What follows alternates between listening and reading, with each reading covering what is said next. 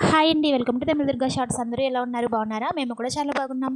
అత్తయ్య అయితే తిరుపతి నుంచి నైట్ 1 గంటకు వచ్చేసారంటే అండి. ఇంకా నాకు తెలియదు అనమాట వచ్చినట్టు. నేను ఇంట్లో పనులన్నీ చేసుకొని గిన్నెలన్నీ తోమైతే పడుకున్నాను. మార్నింగే 4 గంటలకు లేవాలిరా బాబు అనుకుంటూ పడుకున్నాను అనమాట. ఎందుకు అంటే అలా అంటున్నాను, శనివారం కదండి రేపు. ఈ శనివారం కొంచెం స్పెషల్ అనమాట. అంటే భాద్రపద మాసం కాబట్టి 4 శనివారాలు కూడా వెంకటేశ్వర స్వామిని అయితే పూజిస్తారనమాట ఇటు సైడు. ఏదో ఒక శనివారం చాలా గ్రాండ్గా అయితే దండం పెట్టుకుంటారు. కుదిరిన వాళ్ళు అయితే 4 శనివారాలు చేసుకుంటారు. అది కాకుండా రేపేమో అమావాస్య. ఇంక ఇవాళ కూడా శుభ్రంగా దండం పెట్టుకుని రేపు కూడా మళ్ళీ దండం పెట్టుకోవాలి. సరే, ఫస్ట్ ఇవాళ సంగతి చూద్దాం. ఇవాళ అయితే చాలా పనులు ఉన్నాయండి. వంటలు అయితే ఎక్కువ చేయాలన్నమాట. ఇవాళ మాకు ఇంటి పని కూడా జరగట్లేదు. మేస్త్రీలు ఎవరు రావట్లేదు. ఇంకా మార్నింగే లేచి శుభ్రంగా ఇల్లు ఆకులన్నీ కడిగేసుకొని మాపంతా పెట్టేసుకొని ఫ్రెష్ అయితే అయిపోయానండి. ఇలా ఇంకా పొయ్యి దగ్గర అయితే కూర్చొని వంటలు అయితే మొదలుపెట్టాను.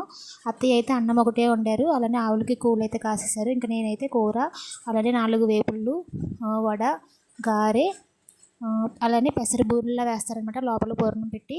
అది కూడా అత్తయ్య కొంచెం హెల్ప్ చేశారు. మిగిలినవన్నీ నేనే చేశానండి. ఇంకా ఫైనల్గా అయితే దేవుడికి నైవేద్యం పెట్టడానికి అన్ని వెరైటీస్ రెడీ అయిపోయినాయి.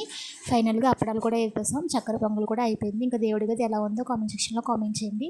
సంగు చక్కెరం అయితే వేశాను నాకు తెలిసినట్టుగా. ఫైనల్గా అందరం అయితే దండం పెట్టేసుకున్నాం. వెంకటేశ్వర స్వామి ఆశీస్సులు అందరికీ ఉండాలని కోరుకుంటూ మీరైతే మన ఛానల్ని సబ్స్క్రైబ్ చేసుకోండి. బాయ్.